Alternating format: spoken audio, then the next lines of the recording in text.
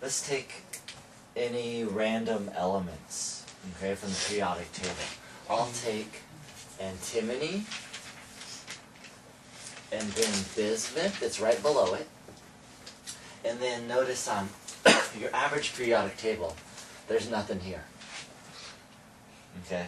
Or it's some like random something right it's there. like when you add it together an average or something. You got it. Yeah, so it'd be like, oh, I want to figure out the properties of this. So let's say this has property X. This could be boiling point, melting point, ionization energy, electron affinity, radius, any number of physical properties.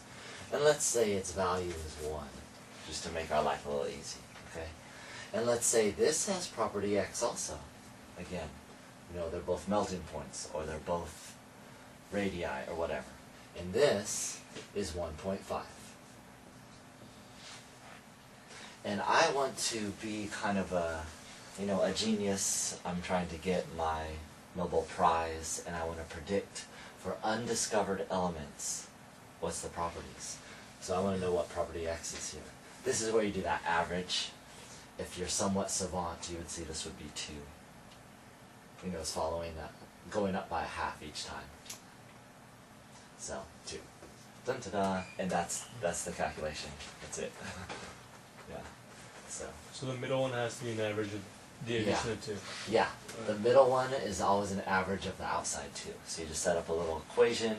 This one we could do in our head because I picked it easy. Is the trend always going to be linear? Say it again. Are the trend increments always going to be linear? The trend increments we're always assuming are linear, yes. It's not always going to be the case, but it's a great estimation.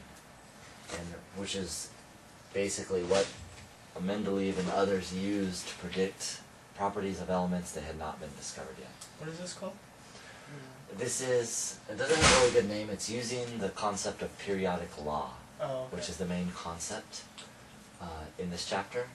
But this type of problem doesn't have a real name to it, besides, you know, periodic law predictions or something.